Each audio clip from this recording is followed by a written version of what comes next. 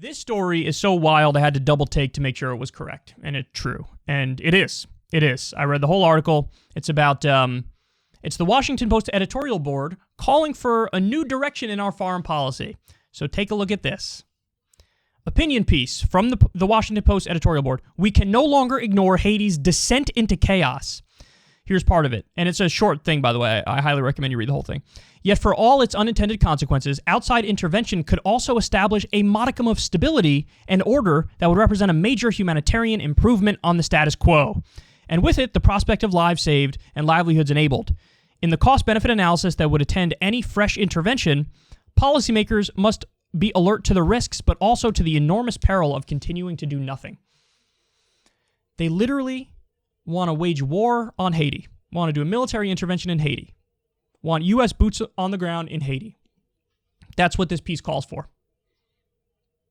You can make this up. I thought it was a joke when I first saw it. So what happened? Recently in Haiti, the president was killed, and now gangs basically run the country. And it's a mess over there. And there was a kidnapping issue recently. Some Westerners were kidnapped, and they sort of used that as the genesis and the reason for why we need to go in there and we don't have a choice anymore. What's so amazing about the article is the admissions they have in it as they still argue for an invasion. So they say, okay, we've done this before and it didn't quite work out. And in fact, the last time we tried to do some intervention in Haiti, what happened is some of the UN workers who we sent there raped the women and fathered children after they were raped.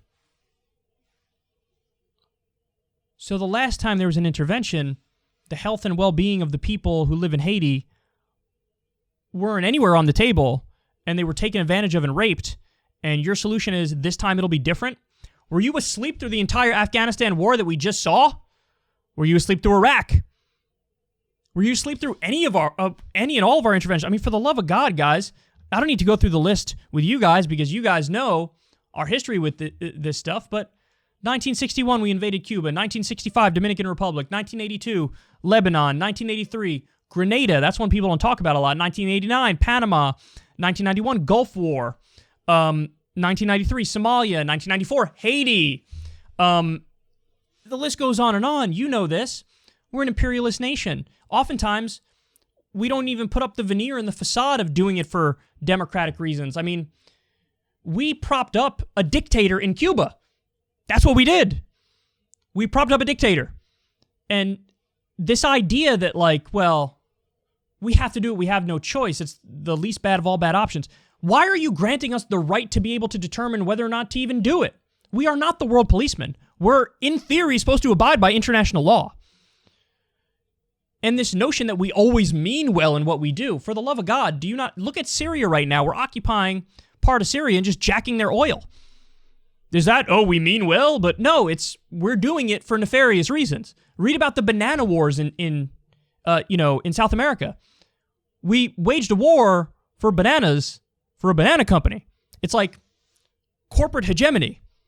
So we try to keep our corporatocracy going.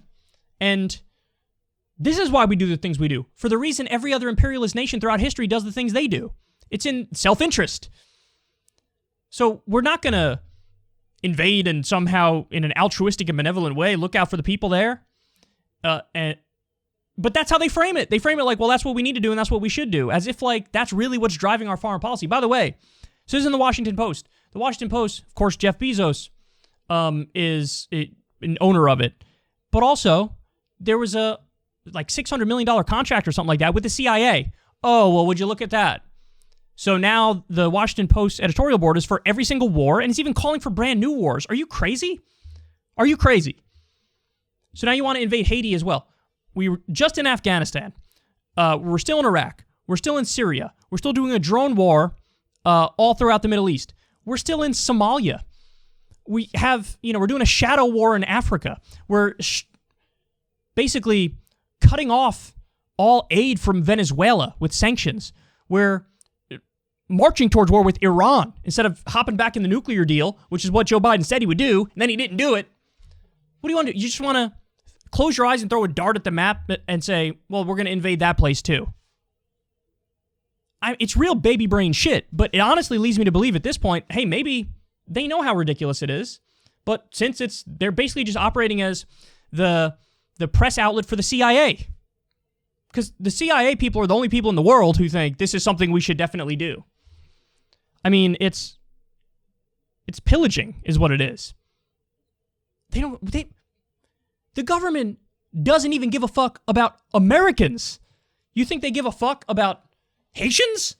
And we should definitely go help. Even if you grant them, which I don't, but you grant them that, well, we care about these people around the world, which is why we need to help them. Even if I granted you that, what's our track record? How's helping people going? The exact opposite happens. It always gets worse. And by the way, laughable, I'd love to see a poll of the American people. Do you want to start a war with Haiti? I mean, what would it be? What would it be? Under 10%? It probably would be under 10% of the country. Invading Haiti. And by the way, is anybody going to talk about the cost of this too? What about the cost? We saw what happened with Afghanistan and Iraq trillions of dollars later. Is anybody going to say, whoa, I mean, even if I agreed, I mean, this could be an open-ended war. Maybe we'll spend trillions again. We still don't have health care in this country for everybody. You want to spend trillions on a war with Haiti? It's beyond a joke, man. It really is. The best thing you could do is stop strangling these countries that are developing. And if you look at the history of Haiti, oh boy, did the U.S. and the West strangle Haiti. It was the first country that was ever created after a successful slave revolt. And then they put them in crippling debt to France. Crippling debt, which really destroyed their economy. Then it was occupied a number of times. Whenever they moved towards democratic rule, like under Aristide, there was a discussion of overthrowing Aristide, invasions, occupations. Then you had Papa Doc and Baby Doc, who were ruthless and vicious, and dictators who torture and all sorts of terrible stuff. And they think the answer is more Western intervention, which has proven to be a disaster, and we know is not for the reasons that they say it's for. So, this is the Washington Post. You wonder why people don't trust the media. They say insane things like this and believe insane things like this. And this is how the establishment media tries to control the narrative and control the parameters of the debate and discussion. This is how it goes. This is how they do it. So now you think the left-wing position is, maybe we shouldn't do it right now, but we need to care about the humanitarian well-being of these people, so we'll consider it. And the right-wing position is, let's do a boots-on-the-ground invasion right now. That's the establishment's take. Among the American people, nobody wants to invade Haiti. But you do enough propaganda for a long enough time, and eventually you can drive those numbers up. It's really devastating, man. Nobody should trust these establishment outlets ever.